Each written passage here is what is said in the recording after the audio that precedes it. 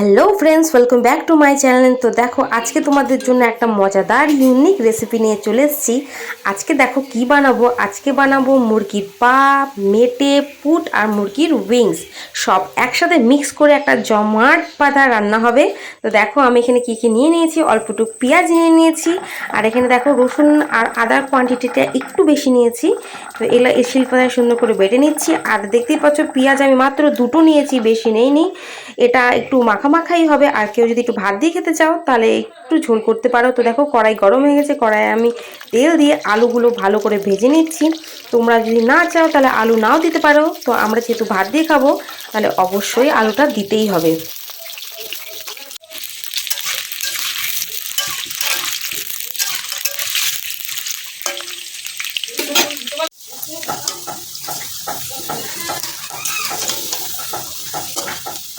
তো দেখো আলু ভাজা হয়ে গেছে। কড়াইয়ে তেল দিয়ে আমি জিরা দিয়ে দিলাম, তারপর দিয়ে দিলাম তেজপাতা। নর্মালি আমরা যেভাবে মাংস রান্না করি, এখানে একটা আমি পেঁয়াজ কুচি করে দিয়ে দিয়েছি। এই পেঁয়াজটাকে সুন্দর করে হালকা একটু ভেজে নেব। এবার হালকা ভাজা হয়ে গেলে এই পেঁয়াজের মধ্যে আমি ঘষে রাখা পেঁয়াজ, মানে আর দুটো পেঁয়াজ আমি ইউজ করেছি, সেটা দিয়ে আমি ভাজতে থাকবো।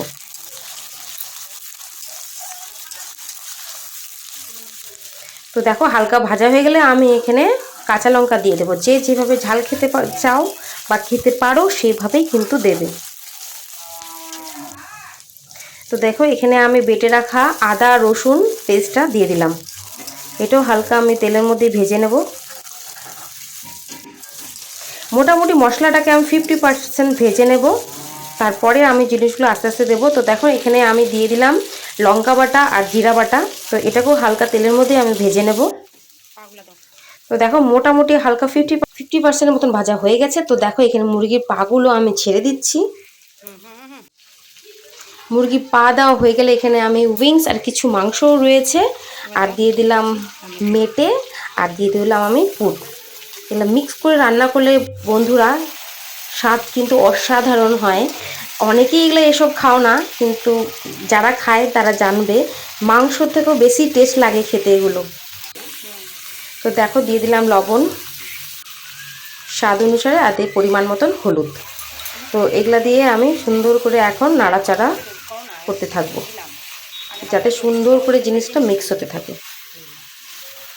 তো দেখো হালকা আমি নেড়ে চেড়ে একটু ঢেকে দেব।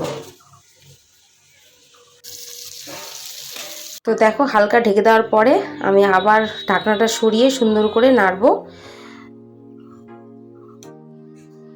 দেখছো মাংসটা কিন্তু হালকা কালার হয়ে গেছে, যেহেতু ঢেকে রেখেছিলাম। হালকা জল দিয়েও আবার আমি কষাতে থাকবো। মাংসটা কিন্তু ভালো করে কষাতে হবে। আমি হালকা জল দিয়ে একটু নেড়ে আবার ঢেকে দিলাম। তো দেখো ঢাকনাটা সরিয়ে আমি আবার কষাতে থাকবো।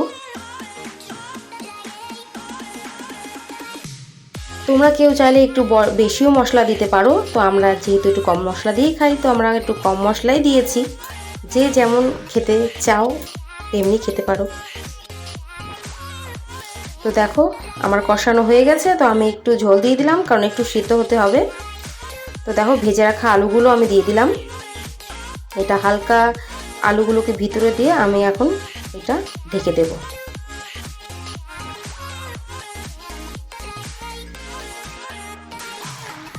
তো দেখো ঢাকনাটা সরিয়ে দেখলাম ঝোলঝোলা আছে। তো এই ঝোলটাকে হালকা একটু শুকাবো, আমি বেশি শুকাবো না। তো বলে দিয়েছি যেহেতু আমরা ভাত দিয়ে খাবো তাহলে একটু ঝোল অবশ্যই দরকার। তো দেখো বেটে রাখা গরম মশলা দিয়ে দিলাম। এটা দিয়ে হালকা নেড়ে চেড়ে কিন্তু মাংস নামিয়ে দেবো। তো মাংস আমাদের একদম রেডি, মুরগির পা।